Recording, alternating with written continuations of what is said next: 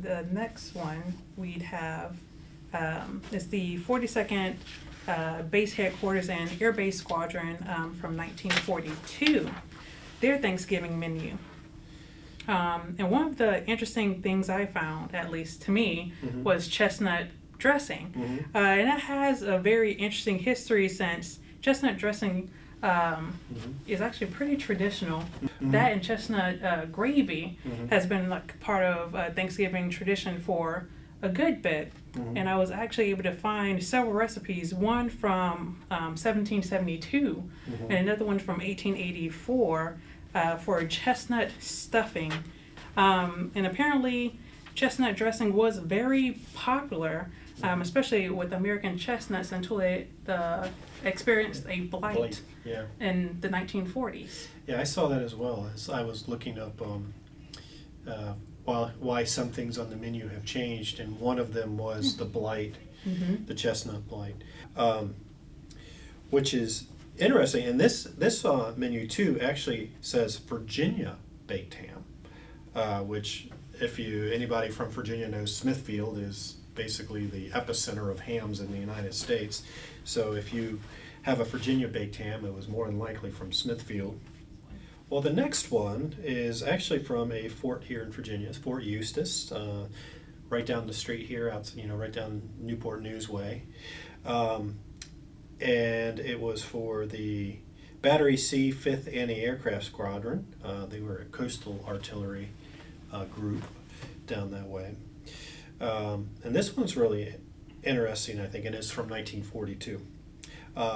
One of the things I found that was really, and actually a couple people on staff thought was interesting, is they have roast Princess Anne turkey. Most of Virginia Beach was known as Princess Anne County. And Princess Anne turkeys are turkeys from Princess Anne County, which I thought was really neat. And then one of the things that caught my eye was Russian dressing.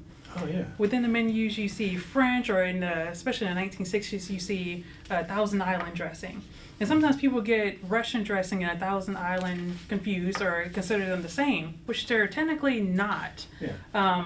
Russian dressing typically is still mayo-based sauce with either ketchup or chili sauce, horseradish, seasonings. But what makes it Russian dressing, and which would be caviar, the inclusion of caviar, which is now optional in some modern recipes, but at that time it could have included caviar, whereas it's a bit spicier than a Thousand Island. It's not as sweet as well. And then the next one is from 1944, Station Hospital at Fort Oglethorpe in Georgia. Okay. And this one, again, with the celery and olives, it has olive canapes and celery with cream cheese. So it's a little bit fancier than the other celery and olive combinations we've been seeing. And what I thought was interesting about this one was, you see dressing and stuffing kind of, they kind of intermix with each other. But this one had specifically cornbread stuffing rather than what we think of as just like little bread squares, which I thought is interesting. And that was interesting to me because I'm originally from Georgia, and cornbread stuffing, or cornbread dressing, as we call it in my family, that's the only one I really knew about. You really knew about. Would make homemade cornbread, scramble it or crumble it, and make our dressing using that cornbread. Well, this is actually a perfect segue into the next menu that we have.